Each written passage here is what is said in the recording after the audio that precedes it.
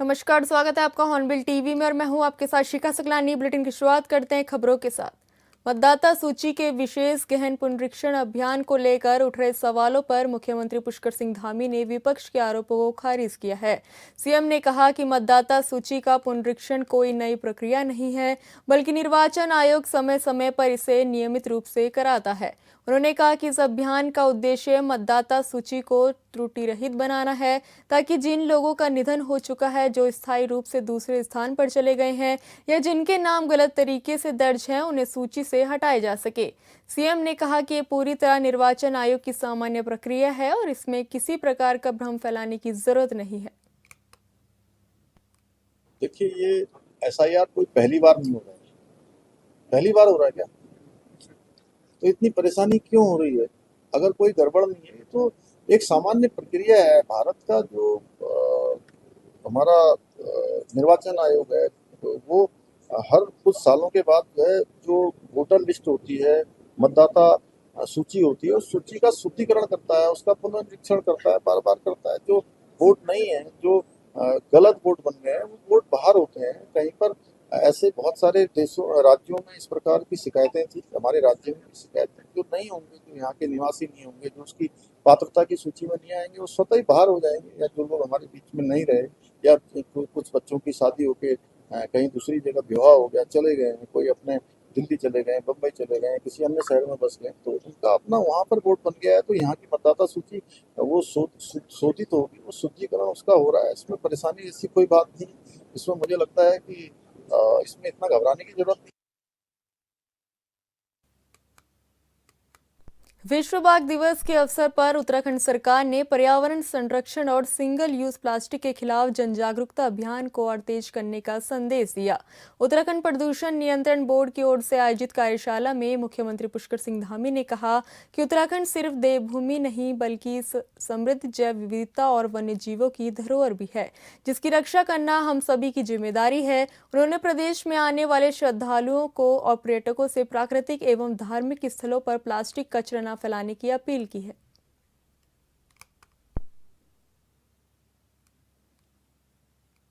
विश्व बाघ दिवस है और इस बाघ दिवस पर यहाँ उत्तराखंड प्रदूषण नियंत्रण बोर्ड के द्वारा यहाँ सिंगल यूज प्लास्टिक पर बैन और उसके प्रभावी क्रियान्वयन पर एक संगोष्ठी का आयोजन किया गया है। निश्चित रूप से ये संगोष्ठी एक संदेश देने का काम करेगी, सभी लोगों को जागरूक करने का काम करेगी। जो पूरे देश दुनिया से हमारे यहाँ धार्मिक आस्थाओं के स्थान पर लोग आते हैं, पर्यटन के लिए आते हैं, बहुत सारे स्थानों पर जाते हैं, उन सभी से भी हम आग्रह करना चाहते हैं कि जो सिंगल यूज प्लास्टिक है, कचरा है, उसको यात्रा का पूरा आनंद लें। हमारे जो अनेक स्थान है, उन स्थानों पर जाएं, हम उन सभी का स्वागत करेंगे। सभी प्रबंध हम अपने अच्छे करने का प्रयास करते हैं, लेकिन यहाँ पर कचरा न छूटे, उनसे कचरा छोड़कर न जाए। और साथ ही जो हमारे युवा पीढ़ी है, उन युवा पीढ़ी को इस प्लास्टिक मुक्त, सिंगल यूज प्लास्टिक मुक्त से जोड़ने का हम अभियान चला रहे हैं राज्य में।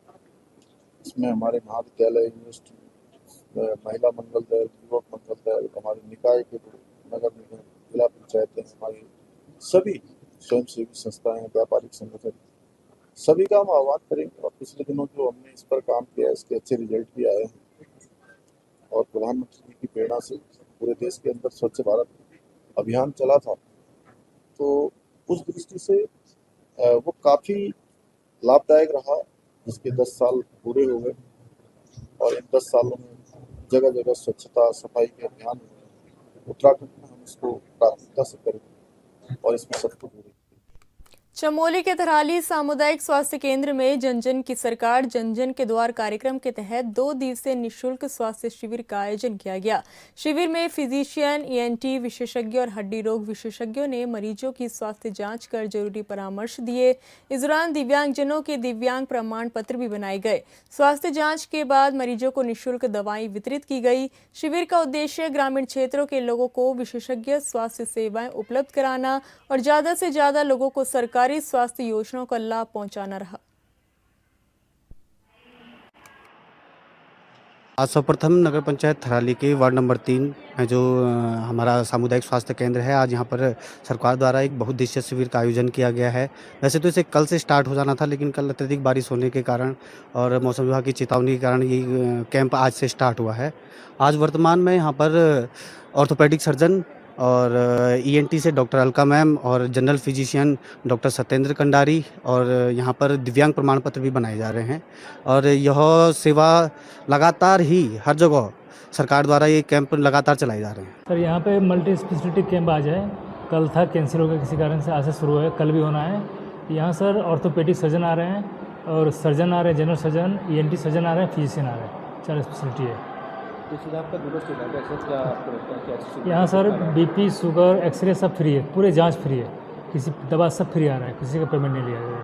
यहाँ पे आज के कैंप में ऑर्थोपेडिक सर्जन जो मैं स्वयं हूँ और इसके अलावा फिजिशियन डॉक्टर कंडारी आए हैं, ईएनटी विशेषज्ञ डॉक्टर अलका आई हैं एवं यहाँ पर इसी शिविर के अंतर्गत जो व्यक्ति विकलांग हैं उनके विकलांगता प्रमाण पत्र भी बनाए जा रहे हैं एवं इस शिविर में अन्य सभी लोगों को समस्त जांचें जो भी चिकित्सालय में उपलब्ध है एवं ब्लड की जांचें वो सब निःशुल्क उपलब्ध कराई जा रही हैं। अल्मोड़ा में अपर जिलाधिकारी युक्ता मिश्रा ने कलेक्ट्रेट सभागार में जिले के राजनीतिक दलों के प्रतिनिधियों के साथ बैठक की, जिसमें विधानसभा निर्वाचन क्षेत्रों की निर्वाचक नामवालियों के विशेष गहन पुनरीक्षण कार्यक्रम की प्रगति की विस्तार से समीक्षा की गई। साथ ही निर्वाचन आयोग के दिशा निर्देशों के अनुरूप संचालित की जा रही कार्रवाई की जानकारी साझा की गई। बैठक में बताया गया कि जिले की 6 विधानसभा निर्वाचन क्षेत्रों के कुल 4,71,938 मतदाताओं में से 98,529 मतदाताओं को तमाम प्रकार की विसंगतियों के आधार पर नोटिस जारी किए गए हैं।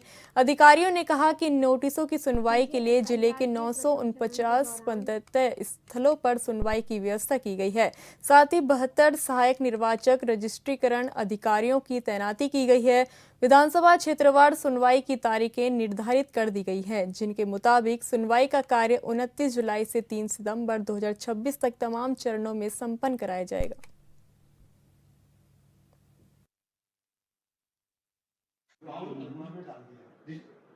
देखिए, एसआईआर के प्रथम चरण के दौरान जो मतदाता सूची में पंजीकृत जो मतदाता थे, उन सभी वोटर्स को ईएफ यानी एन्यूमरेशन फॉर्म गणना प्रपत्र वितरण के लिए गया था। उनको 1 माह का समय दिया गया था कि वो बीएलओ को अपना गणना प्रपत्र जमा करें। उस टाइम पे अल्मोड़ा जनपद में 5,27,423 मतदाता थे। इस 1 महीने की एक्सरसाइज, एन्यूमरेशन फॉर्म के वेरिफिकेशन वाली एक्सरसाइज, सबमिशन और डिजिटाइजेशन की जो एक्सरसाइज हुई, उसके बाद अब हमारे पास 4,71,938 मतदाता बचे हैं।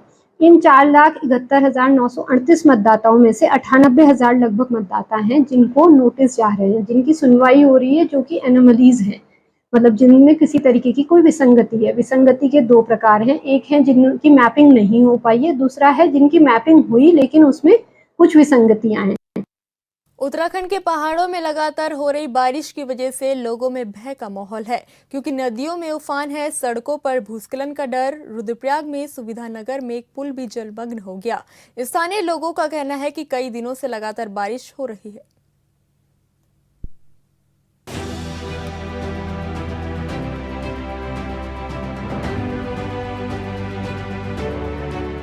रुद्रप्रयाग में लगातार हो रही मूसलाधार बारिश ने जनजीवन को पूरी तरह प्रभावित कर दिया है। शहर के सुविधानगर क्षेत्र में एक घर में पानी घुस गया। हालात ऐसे बन गए कि परिवार को अपना घर छोड़कर सुरक्षित स्थान पर जाना पड़ा।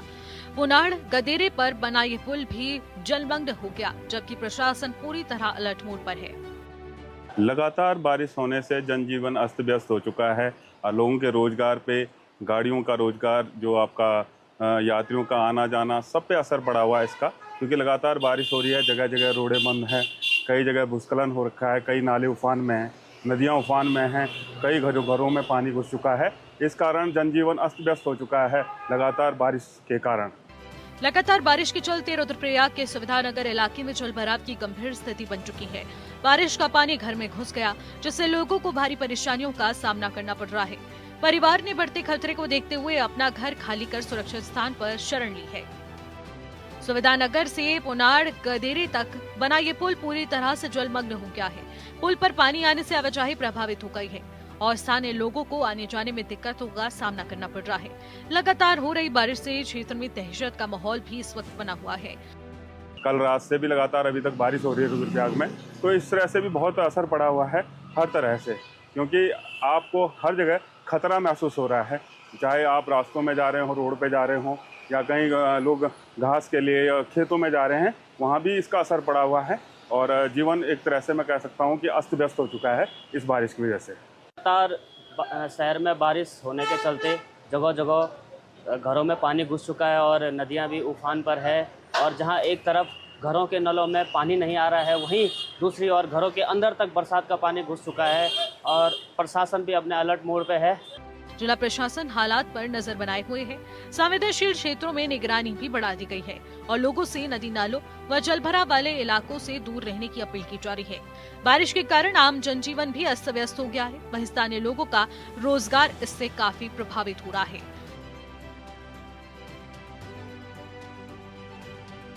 Bureau report, hornbill TV.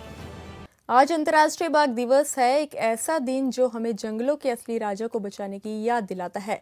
कभी विलुप्ति की कगार पर पहुंच चुके बाघों की संख्या बढ़ाने में भारत ने दुनिया के सामने मिसाल पेश की है। देश में आज करीब 3600 से ज्यादा बाघ हैं और इस सफलता में उत्तराखंड के कॉर्बेट टाइगर रिजर्व की बड़ी भूमिका रही है। लेकिन इस कामयाबी के साथ कई नई चुनौतियां भी सामने आ रही है। इस रिपोर्ट में देखिए।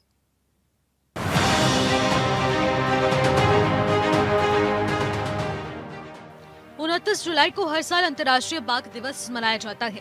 इसकी शुरुआत वर्ष 2010 में सेंट पीटर्सबर्ग टाइगर समिट के बाद हुई थी, ताकि दुनिया भर में घटती बाघों की संख्या को बचाया जा सके। भारत ने इस दिशा में उल्लेखनीय सफलता हासिल की है। प्रोजेक्ट टाइगर और मजबूत संरक्षण नीतियों की बदौलत देश में बाघों की संख्या लगातार बढ़ रही है और ये आंकड़ा करीब 3600 तक पहुँच गया है। 2010 के बाद जब एक पहली जो ग्लोबल टाइगर समिट थी, जो कि रशिया के सेंट पीटर्सबर्ग में हुई, वहाँ पर ये डिसाइड किया गया कि 29 जुलाई को हर साल ग्लोबल टाइगर डे के रूप में मनाया जाएगा। हमारा टारगेट था 2010 के बाद कि टाइगर के नंबर को डबल कर दिया जाए, वो भी हमने अचीव किया है। और उसमें कॉर्बेट टाइगर रिजर्व का बहुत महत्वपूर्ण योगदान है, क्योंकि आप जानते हैं कि कॉर्बेट टाइगर रिजर्व में सबसे ज़्यादा टाइगर है। यहाँ 260 से ज़्यादा टाइगर पाए जाते हैं, जो कि घनत्व में भी सबसे ज़्यादा है। देश में बाघ संरक्षण की ये सफलता सबसे बड़ा उदाहरण उत्तराखंड का कॉर्बेट टाइगर रिजर्व है। यहाँ पर बाघों का घनत्व राष्ट्रीय औसत से लगभग दोगुना माना जाता है। कॉर्बेट में न सिर्फ बाघों को सुरक्षित आवास दिया गया, बल्कि उत्तराखंड के पर्यटन को भी नई पहचान मिली है। हर साल लाखों पर्यटक यहाँ पहुँचते हैं, जिससे होटल, गाइड, जिप्सी चालक और स्थानीय कारोबारियों को रोजगार के नए अवसर मिलते हैं। आज विश्व बाघ दिवस है और इस बाघ दिवस पर यहाँ उत्तराखंड प्रदूषण नियंत्रण बोर्ड के द्वारा यहाँ सिंगल यूज प्लास्टिक पर बैन और उसके प्रभावी क्रियान्वयन पर एक संगोष्ठी का आयोजन किया गया है। निश्चित रूप से ये संगोष्ठी एक संदेश देने का काम करेगी, सभी लोगों को जागरूक करने का काम करेगी। जो पूरे देश दुनिया से हमारे यहाँ धार्मिक आस्थाओं के स्थान पर लोग आते हैं, पर्यटन के लिए आते हैं, बहुत सारे स्थानों पर जाते हैं, उन सभी से भी हम आग्रह करना चाहते हैं कि जो सिंगल यूज प्लास्टिक है, कचरा है, उसको यात्रा का पूरा आनंद लें। हमारे जो अनेक स्थान हैं, उन स्थानों पर जाएं, हम उन सभी का स्वागत करेंगे। सभी प्रबंध हम अपने अच्छे करने का प्रयास करते हैं, लेकिन यहाँ पर कचरा न छूटे, उनसे कचरा छोड़कर न जाए। बाघों की बढ़ती जनसंख्या अपने साथ नई चुनौतियों को भी लेकर आई है। विशेषज्ञों का मानना है कि समीपी क्षेत्र में अधिक बाघ होने से उनके बीच संघर्ष बढ़ रहा है। अब इनब्रीडिंग का खतरा भी बढ़ सकता है, जिससे भविष्य में बाघों की आनुवंशिक गुणवत्ता प्रभावित होने की आशंका है। इसके अलावा जंगलों के आसपास मानव वन्यजीव संघर्ष की घटनाएं भी बढ़ रही हैं, जिससे ग्रामीणों और वन्यजीव दोनों के सामने खतरा पैदा हो रहा है। अगर मैं पिछले 20 साल से बात करूं तो टूरिज्म जो है बेसिकली टाइगर बेस्ड टूरिज्म ही कॉर्बेट में अभी तक रहा है। अब थोड़ा थोड़ा डाइवर्ट हो रहा है। जितना डेवलपमेंट अगर मैं कॉर्बेट के आसपास की बात करूं तो it is because of tiger only, कि टाइगर है यहाँ पर। टाइगर की वजह से सैकड़ों रिजॉर्ट्स यहाँ पर खुल गए हैं, होम स्टे खुल गए हैं, स्थानीय कारोबार जिप्सीज का है, गाइड्स का है, नेचुरलिस्ट का है, नए नए जोन खुल रहे हैं। इट इज़ ओनली कि टाइगर की डेंसिटी है, टाइगर की विजिबिलिटी अच्छी है यहाँ पर, कॉर्बेट में टाइगर अच्छा है। टाइगर बढ़ोतरी होने से यहाँ के लोगों को, चाहे वो किसी भी क्षेत्र में, पर्यटन क्षेत्र में, चाहे होटल क्षेत्र में, चाहे होम स्टे क्षेत्र में, गाइड के तौर पे, जिप्सी चालक के रूप में, या आसपास के जो उससे जुड़े हुए लोग हैं, वो कहीं ना कहीं उससे पर्यटन का लाभ उठा रहे हैं। गौर हो कि साल 1973 में जब देश में प्रोजेक्ट टाइगर की शुरुआत हुई थी, तब भारत में बाघों की संख्या करीब 1411 दर्ज की गई थी। इसके बाद संरक्षण के प्रयास का असर लगातार दिखाई दिया। साल 2010 में देश के बाघों की संख्या 1706, साल 2014 में 2226, साल 2018 में 2967 और साल 2022 की अखिल भारतीय बाघ गणना में ये संख्या बढ़कर 3682 तक पहुँच गयी। जब टाइगर बढ़े तो हमारे चैलेंजेस भी बढ़े हैं, जैसे कि जो बढ़ता पर्यटन है इसको एक निर्धारित रूप में रखने में, इसको सस्टेनेबल रखने में, इसको हमारा चैलेंज है। इस पर हमको कार्रवाई हम लगातार कर रहे हैं। पर्यटकों के आने के कारण क्षेत्र में जो कूड़ा है उसका प्रबंधन है, वो भी, उस पर भी नकारात्मक प्रभाव पड़ा है। हमको उसको भी चैलेंज को डील करना है। और साथ में ही क्योंकि घनत्व बढ़ गया है बाघों का, तो इसमें जो ह्यूमन वाइल्ड लाइफ कॉन्फ्लिक्ट के केसेस हैं वो भी यहाँ क्षेत्र में बढ़े हैं। विशेषज्ञों का मानना है कि अब संरक्षण के अगले चरण की जरूरत है। इसके तहत कॉर्बेट में बढ़ती संख्या को संतुलित करने के लिए कुछ बाघों को राजाजी टाइगर रिजर्व जैसे उपयुक्त आवासों में स्थानांतरित किया जा सकता है। साथ ही स्थानीय पर्यटन, बेहतर कचरा प्रबंधन, जंगलों का विस्तार और स्थानीय समुदाय की सक्रिय भागीदारी पर भी विशेष ध्यान देना होगा। तभी बाघ संरक्षण की असफलता लंबे समय तक कायम रह सकेगी। टाइगर बढ़ोतरी होने से यहाँ के लोगों को, चाहे वो किसी भी क्षेत्र में, पर्यटन क्षेत्र में, चाहे होटल क्षेत्र में, चाहे होम स्टे क्षेत्र में, गाइड के तौर पे, जिप्सी चालक के रूप में, या आसपास के जो उससे जुड़े हुए लोग हैं, वो कहीं ना कहीं उससे पर्यटन का लाभ उठा रहे हैं। भारत ने दुनिया को दिखा दिया है कि इच्छाशक्ति और सही रणनीति से विलुप्त की ओर बढ़ रहे वन्य जीवों को बचाया जा सकता है। लेकिन अब चुनौती सिर्फ बाघों की संख्या बढ़ाने की नहीं, बल्कि उनके सुरक्षित भविष्य और इंसानों के साथ संतुलित सह अस्तित्व को सुनिश्चित करनी भी है। क्योंकि जंगल सुरक्षित होंगे तभी बाघ सुरक्षित होंगे, और बाघ सुरक्षित होंगे तभी प्रकृति का संतुलन भी बना रहेगा। Bureau report, hornbill TV.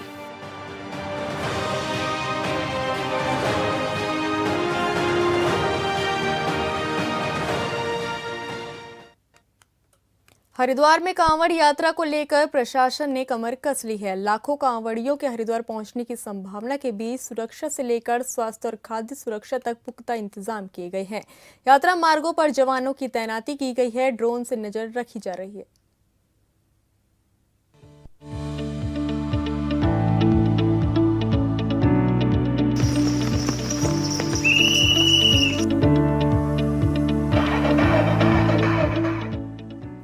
Haridwar के जिलाधिकारी मयूर दीक्षित ने बताया कि इस बार कावड़ मेले में 4 से 4.5 करोड़ श्रद्धालुओं के पहुंचने का अनुमान है। कावड़ियों की भारी भीड़ लगी है। बड़ी संख्या में श्रद्धालु हरिद्वार पहुंचकर गंगा जल लेकर अपने गंतव्य की ओर रवाना हो रहे हैं। प्रशासन का अनुमान है कि इस बार कावड़ मेले में श्रद्धालुओं की संख्या 4 से 4.5 करोड़ तक पहुँच सकती है। देखिए, कावड़ मेला जो 2026 अभी हमारा शुरू होने जा रहा है, और इसमें ऑलरेडी हम देख रहे हैं कि 20 तारीख से ही अच्छी संख्या में श्रद्धालु हरिद्वार जनपद आ रहे हैं और यहाँ से जल लेकर अपने अपने गंतव्य की ओर जा रहे हैं। हमने पिछले सालों का जो ट्रेंड देखा है उसमें देखा है कि जो पंचक की अवधि है उसके बाद सडन एकदम राइज होता है और उसमें काफ़ी श्रद्धालु यहाँ से जल लेकर जाते हैं। पिछले साल 4 करोड़ से ऊपर श्रद्धालुओं के द्वारा कावड़ मेले में यहाँ पर सम्मिलित किया गए थे, और इस बार भी हम ये हमारी एक्सपेक्टेशन है कि 4-4.5 करोड़ के आसपास कावड़ यात्री यहाँ पर आएंगे। अभी ऑलरेडी हम देख रहे हैं कि पूरे हमारी जो रास्ते हैं उस पर कावड़ पटरी पर संख्या धीरे धीरे बढ़ती जा रही है। इसके लिए लगातार जो आसपास के जनपद हैं, राज्य हैं, वहाँ से भी हमें सूचना प्राप्त हो रही है कि जहाँ जहाँ से ज़्यादा मूवमेंट होगा। और तो बारिश का मौसम है, बारिश का आगे का फोरकास्ट भी है, लेकिन ऐसा प्रतीत होता है कि कावड़ के जो कावड़िए जो आ रहे हैं उनके कोई भी उत्साह में कमी नहीं है और उनकी संख्या में अच्छी बढ़ोतरी होगी।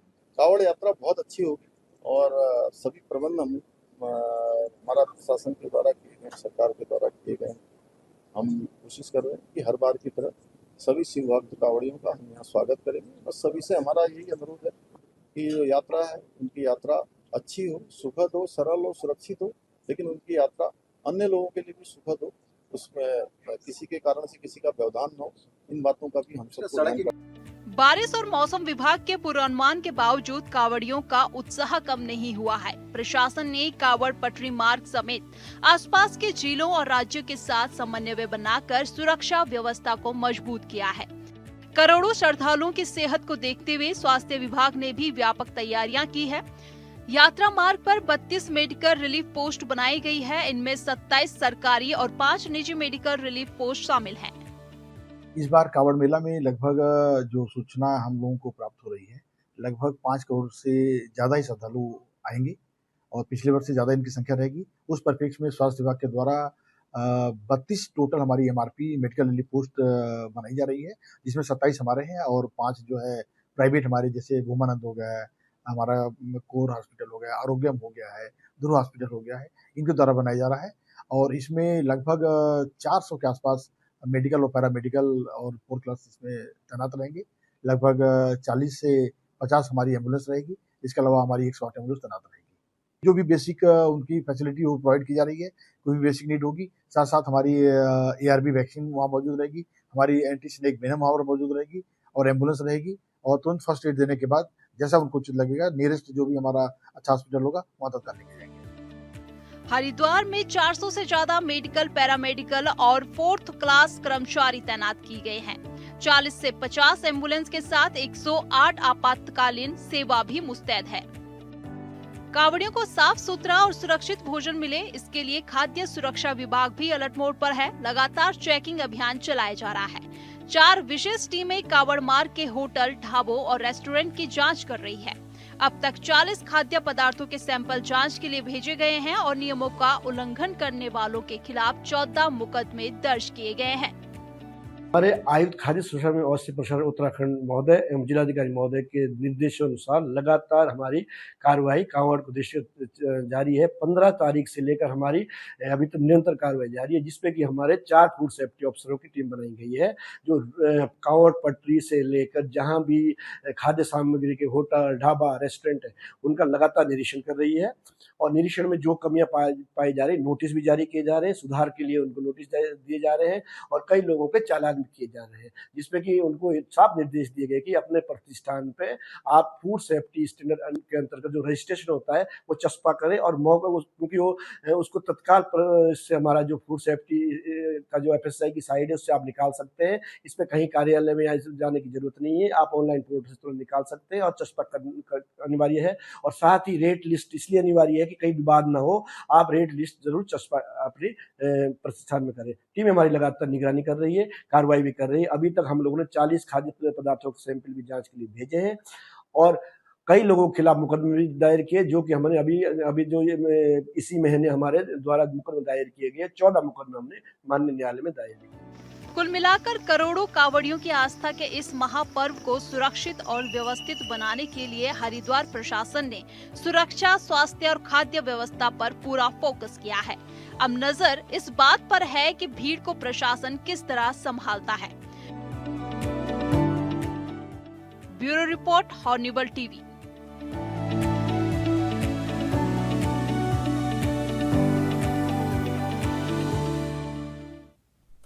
फिलहाल इस बुलेटिन में इतना ही। आप देखते रहिए हॉर्नबिल टीवी। नमस्कार।